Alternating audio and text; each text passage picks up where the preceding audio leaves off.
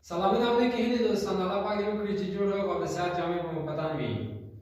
بعضې وخت موږ د داسې ثبتونو سره مخامخ کېږو لکه یو مساوي کېږي په دوه یا دوه جمع دوه مساوي کېږي په پنځه باندې. نو د دې ثبتونو اشتباه په کوم ځای کې موږ بولو؟ راځئ له موږ سره پاتې شئ. موږ پوهېږو چې صفر مساوي په صفر دی، همدغه دوه جمع دوه مساوي کېږي په پنځه ثبتوو. صفر مساوي په صفر، همدارنګه شل منفي شل مساوي کېږي په پنځه ویشت منفي پنځه ویشت. ځکه د شلو نه چې شل لاړ شي پاتې وي صفر، او د پنځه ویشتو نه چې پنځه ویشت لاړ شي پاتې وي صفر. هماغه صفر مساوي کېږي په صفر، عین د پاسه شکل لري. راځم زه دا شل داسې لیکلی شم چې څلور ضرب د پنځه په دې رقم یې لیکم، څلور ضرب د پنځه منفي څلور ضرب د پنځه مساوي کېږي په پنځه ویشت. داسې لیکلی شم چې پنځه ضرب د پنځه منفي دی پنځه ضرب د پنځه. ښه، راځم په دې کې په دې دواړو کې هم پنځه شته او څلور هم شته، په دې کې پنځه هم شته څلور هم شته. په دې دواړو کې څلور مشترک نیسم. څلور مې چې مشترک ونیول دلته پاتې کېږي پنځه منفي علامه په خپله، دلته هم څلور مشترک دي نیولي پاتې کېږي پنځه مساوي کېږي په دې طرف کې د مساوات په دې طرف کې پنځه مشترک نیسم، دلته پاتې کېږي پنځه منفي دلته هم پاتې کېږي پنځه.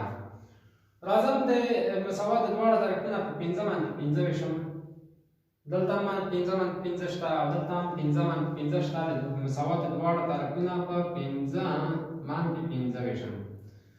ښه، راځم دا هم په پنځه منفي پنځه ویشم او دا هم همدارنګه پنځه منفي پنځه. پنځه منفي پنځه د پنځه منفي پنځه څخه خلاصېږي، دا هم په همدې شکل دې خوا پاتې کېږي څلور مساوي کېږي پر پنځه. نو څلور زه په دې رقم لیکلی شم چې دوه جمع دوه مساوي کېږي په پنځه.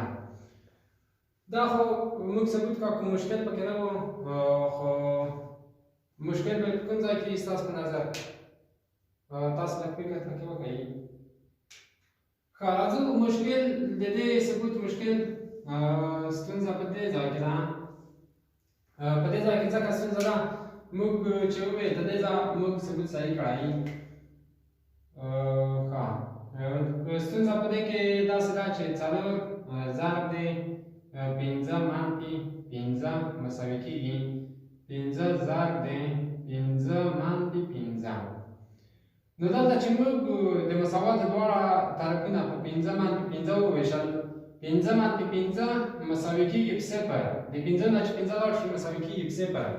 خو موږ یو عدد په صفر نه شو وویشلی، ځکه د یو عدد مخرج صفر نه شي کېدلی.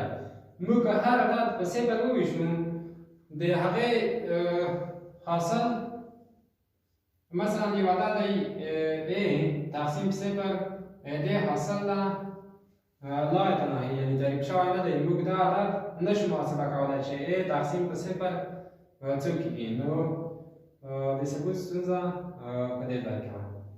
د ویډیو کتلو مو مننه.